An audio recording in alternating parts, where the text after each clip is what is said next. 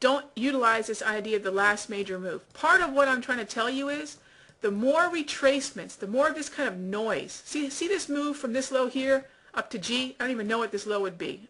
We could call that, you know, EE. Whatever this move down here would be where my cursor is.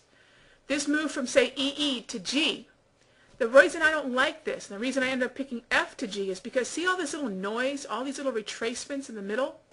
This, to me, takes away from the validity of the Fibonacci levels once I do pull them. So if you have a lot of noise in between the high and low of the last major move, it's probably not going to be a good Fibonacci to draw. And that means that there will be times in certain pairs and time frames that there won't be a good clean last major move.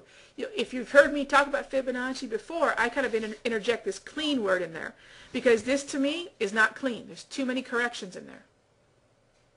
Okay, there's too much going on as far as noise. And if I see a lot of this noise, it's on a clean last major move, and that's why you won't see me pull like a, I don't know, whatever this would be, EE to G. Okay, so go ahead and label them, but then look for this kind of noise because the noise will take away from, like look at D to E, there wasn't that much noise there. Look at B to C, not that much noise. A to B was pretty much a straight shot, a fall lower. Okay, just barely met my 3-candle criteria. Okay, so if there's a lot of noise, don't even bother pulling the Fibo. It's probably not a good clean last major move. Okay?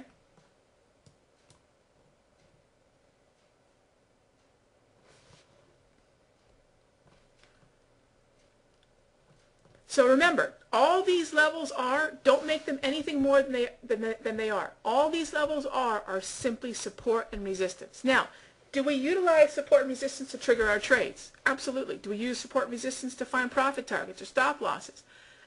They can absolutely help with all that. Just as pivot points can, just like horizontal levels can, just like psychological levels can. Okay?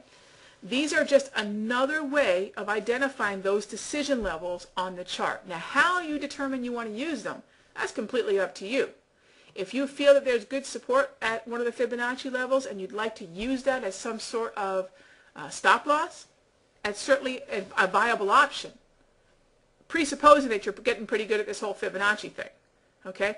I would probably tell you, until you're really comfortable with Fibonacci, don't go ahead and utilize it for a lot of important decision making because it is so subjective, and I think it's going to take you at least a month to get pretty good at it. To get fast enough that the levels you're drawing are pertinent, to notice when they're no longer valid, and to draw another one. So give yourself some time. In the meanwhile, you've got the pivots, which are very objective. You've got the psychological levels, the double zeros, the 20s, the 50s, the 80s. Again, completely objective. So utilize those levels. You've got your CPR if you like using candlestick patterns. You've got your chart pattern recognition, the PRS, if you like your chart patterns. There's a lot of lines and levels being drawn for you automatically with objectivity there. So there's a number of other levels you can use until you get good enough, I think, at Fibonacci to do that. Okay? So again, I think the best thing to do is label the moves, draw the Fibonacci, and see if the peaks or valleys were respecting any of those highs and lows. By the way, could I have drawn a move? Again, this is my point. There's so many Fibonacci levels on a chart, past Fibonacci levels. We talk about pivot points only having a 24-hour lifespan. Sometimes your Fibonacci levels could go even quicker than that. Okay, was EE to FF a last major move? There's a little hiccup in here, but I think EE to FF could have been a last major move. By the way, how much is a hiccup that you would say has been too much of a correction? Okay, so this hiccup here, why would I say that's clean enough while these moves here were noise? A lot of you might be asking that. Well, Raghee, there's some noise here, right? How come you didn't like this noise and this one's okay? If you're thinking that, good question. It depends upon how much of the move, the noise could have been a retracement. Let me explain. This right here, this little move, number one, you can just see by scale it's a much smaller move than these comparatively, right? Usually, if noise is less than a 23.6% retracement, I'm fine with just leaving it alone. In other words, if I was drawing this level right here. See how this noise more or less was just 23.6? I'm not really concerned. Okay, I can go ahead and do FF. All right. If it's greater than 23.6, I have to step back and say, okay, was this too much in terms of the correction, and do I want to consider that maybe that move was already retraced? So if I pulled, for example, FF, notice some of these moves. If I pulled some of these moves, you notice how they went way deeper than 23.6 on the retracement. Okay? If I just pull this move right here, FF to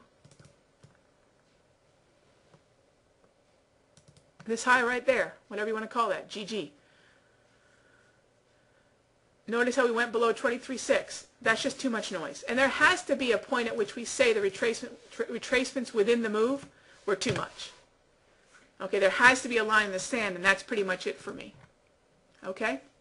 All right, so going down my list here, we talked about the pip movement ranges, we talked about the multiple time frame confirmation, we talked about Fibonacci retracements and extensions. There is something else called expansions, but I'm not going to get into expansions today. I think for most of you who are new to retracements, this is probably a pretty good place to start. And what I want to do now, we've got about 30 minutes before the end of our time. And what I really want to make sure we cover is our 5-minute strategy.